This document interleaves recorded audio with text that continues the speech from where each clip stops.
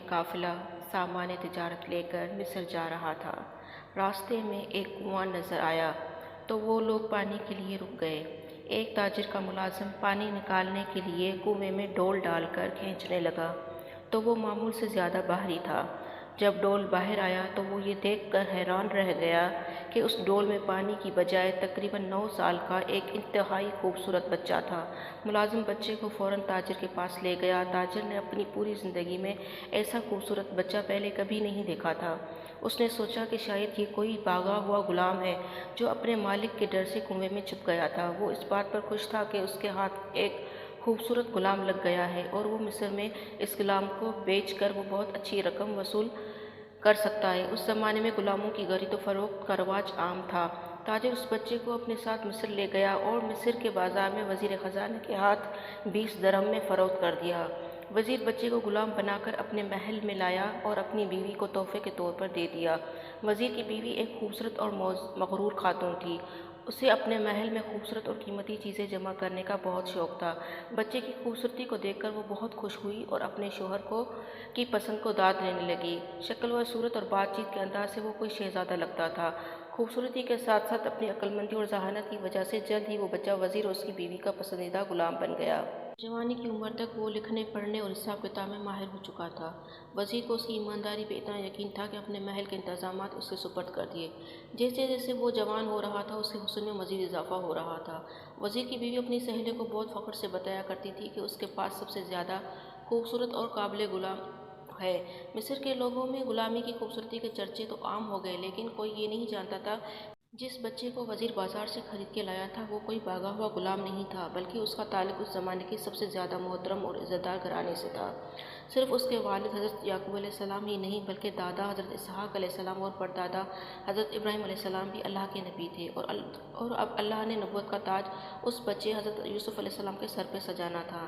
لیکن وہ بچہ اپنے سوتیلے بھائیوں کی سازش کی وجہ سے اپنے باپ اور سے دور غلامی کی زندگی گزار رہا تھا۔ یوسف علیہ السلام کے 10 سوتیلے اور ایک سگا بھائی تھا، لیکن ان کے والد کو سب سے زیادہ محبت یوسف علیہ السلام سے تھی۔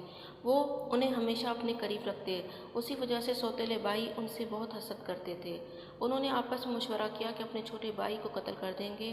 ایک دن جنگل میں شکار کے لیے جاتے ہوئے انہوں نے اپنے والد سے بہت اصرار کر کے بھائی کو ساتھ لے جانے کی اجازت حاصل کر لی۔ جنگل میں پہنچ کر سب بھائیوں نے قتل کے ارادے سے انہیں مارنا پیٹنا شروع کر دیا۔ پھر سب سے بڑے بھائی نے مشورہ دیا کہ قتل تو بہت ہی بڑا گناہ ہے، ہم اسے قتل کرنے کے بجائے کسی کنویں میں پھینک دیتے ہیں۔ سب نے اس بات پہ اتفاق کیا۔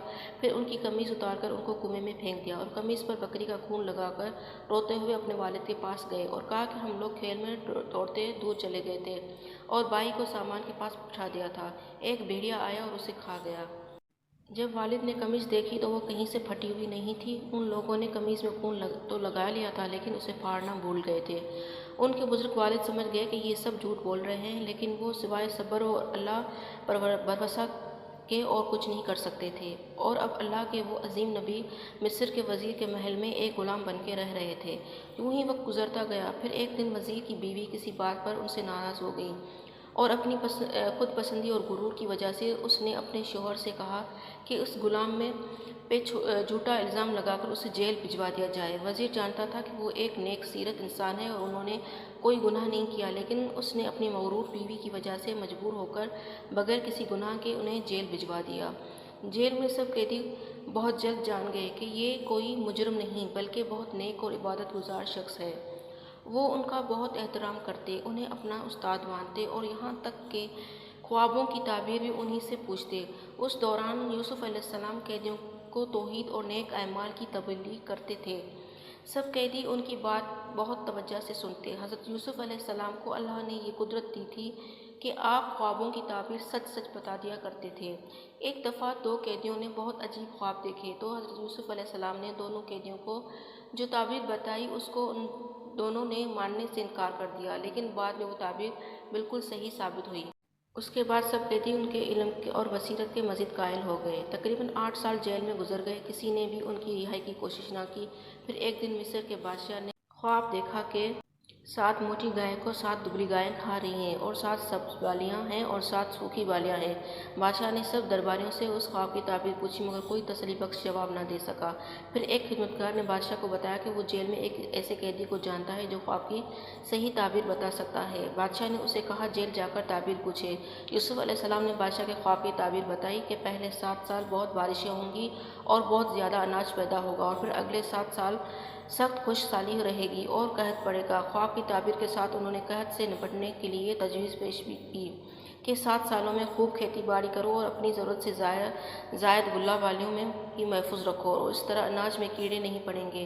پھر جب قحط کے سال شروع ہوں تو پہلے 7 سالوں کو محفوظ کیا ہوا اناج استعمال کرو۔ جب بادشاہ کو یہ تعبیر پتہ چلی تو وہ یوسف علیہ السلام کی ذہانت و فراست سے بہت متاثر ہوا۔ اس نے آپ کو جیل سے رہائی دلوا کے اپنے محل میں بلایا اور بہت عزت و تکریم دی اور ساتھ ہی آپ کو ملک کے خزانے کا انتظام سونپ دیا۔ جس ملک میں آپ کو غلام بنا کر بھیجا گیا تھا اللہ نے آپ کو اسی ملک کا وزیر خزانہ بنا دیا اور ملک میں آپ کا حکم چلنے لگا۔ آپ نے بڑے بڑے گودام بنوائے اور حکم جاری کیا کہ پہلے 7 سالوں میں ضرورت سے زیادہ جو بھی اناج ہو اسے ان گوداموں میں بالیوں سمیت محفوظ کر لیا جائے۔ اس طرح 7 سال گزر گئے، پھر بارشیں ہونا بند ہو گئی اور قحط پڑ گیا۔ پوری سلطنت سے لوگ غلے کی خریداری کے لیے مصر آنا شروع ہو گئے۔ اسی دوران یوسف علیہ السلام کے سوتیلے بھائی بھی غلہ خریدنے کے لیے آئے۔ ان کے ساتھ سب سے چھوٹا بھائی بنیامین نہیں تھا جو یوسف علیہ السلام کا سگا بھائی تھا۔ یوسف علیہ السلام نے بھائیوں کو پہچان لیا لیکن بھائی آپ کو نہ پہچان سکے۔ آپ کے بھائیوں کے پاس غلہ خریدنے کے لیے مناسب رقم نہیں تھی۔ آپ نے اس شرط پر غلہ دیا کہ اگلے سال تم سب سے چھوٹے بھائی کو بھی ساتھ لے کر آؤ گے تو غلہ ملے گا، اور پھر اپنے ملازموں سے کہا کہ غلے کے ساتھ ان کی ادا کی ہوئی قیمت بھی واپس بوریوں میں رکھ دو۔ اگلے سال بھائیوں نے اپنے والد سے چھوٹے بھائی کو ساتھ لے جانے کی اجازت مانگی تو انہوں نے کہا کہ ایک دفعہ میں یوسف کے معاملے میں تم پر اعتبار کر کے اسے گنوا چکا ہوں، اب پھر سے کیسے اعتبار کر سکتا ہوں۔ بہت مشکل سے انہوں نے والد کو یقین دلایا کہ وہ بنیامین کی حفاظت کریں گے اور صحیح سلامت واپس لائیں گے۔ جب وہ لوگ مصر پہنچے تو یوسف علیہ السلام نے اپنے ملازموں سے کہا کہ ان کی خوب خاطر مدارت کرو۔ جب غلہ لے کر واپس جانے کی باری آئی تو یوسف علیہ السلام نے حکم دیا کہ بنیامین واپس نہیں جا سکتے۔ یہ سن کر ان کے بھائی بہت پریشان ہوئے اور کہنے لگے ہم اپنے بزرگ والد سے وعدہ کر کے آئے ہیں کہ بنیامین کو صحیح سلامت واپس لائیں گے، لیکن بنیامین کو ان کے ساتھ نہ بھیجا گیا۔ وہ لوگ کچھ دن کے بعد پھر آئے اور درخواست کی کہ ہمارے والد بہت بیمار اور بزرگ ہیں اور وہ بیٹی کی جدائی کا صدمہ نہیں سہ سکتے۔ اس سے پہلے بھی ہم ان کے بڑے بھائی کو ساتھ لے کر گئے تھے اور ان کو جنگل میں بھیڑیا کھا گیا تھا اور ہمارے والد کی ان کی یاد میں رو رو کے بینائی چلی گئی تھی۔ اب وہ دوسرے بیٹے کی جدائی برداشت نہ کر سکیں گے۔ حضرت یوسف غصے سے بولے جھوٹ مت بولو، ان کو بھیڑیا نہیں کھا گیا تھا بلکہ تم لوگوں نے انہیں کنویں میں پھینک دیا تھا۔ ان کے بھائی بہت حیران ہوئے کہ وزیر خزانہ کو کیسے معلوم ہوا کہ ہم نے یوسف کو کنویں میں پھینک دیا تھا۔ تب یوسف علیہ السلام چہرے سے پردہ ہٹا کر سامنے آئے ہوئے بولے میں ہی وہ یوسف ہوں جس کو تم لوگوں نے کنویں میں پھینک دیا تھا۔ سب بھائی پہلے تو بہت حیران ہوئے، پھر شرمندہ ہونے کے ساتھ ساتھ خوفزدہ بھی ہو گئے کہ جس بھائی کو ہم نے کنویں میں پھینک دیا تھا وہ اب مصر کا حاکم ہے اور وہ بہت طاقتور ہے اور معلوم نہیں ہمارے ساتھ کیا سلوک کرے گا۔ لیکن یوسف علیہ السلام نے ان سب کو معاف کر دیا اور اپنی قمیص دے کر انہیں والد کے پاس بھیجا۔ بھائی وہ قمیص لے کر واپس پہنچے اور یعقوب علیہ السلام کی آنکھوں پر لگایا تو ان کی بینائی واپس آ گئی اور انہوں نے خوشبو سے پہچان لیا کہ یہ یوسف علیہ السلام کی قمیص ہے۔ یعقوب علیہ السلام اور ان کی بیوی اپنے سب بیٹوں اور ان کے بیوی بچوں کو لے کر مصر پہنچے تو یوسف علیہ السلام نے شہر سے باہر نکل کر ہزاروں لوگوں کے لشکر کے ساتھ ان کا شاندار استقبال کیا، اور اس طرح 40 سال کے بعد بچھڑے ہوئے باپ اور بیٹے کی ملاقات ہوئی اور سارا خاندان مصر میں نہایت شان و شوکت سے زندگی گزارنے لگا۔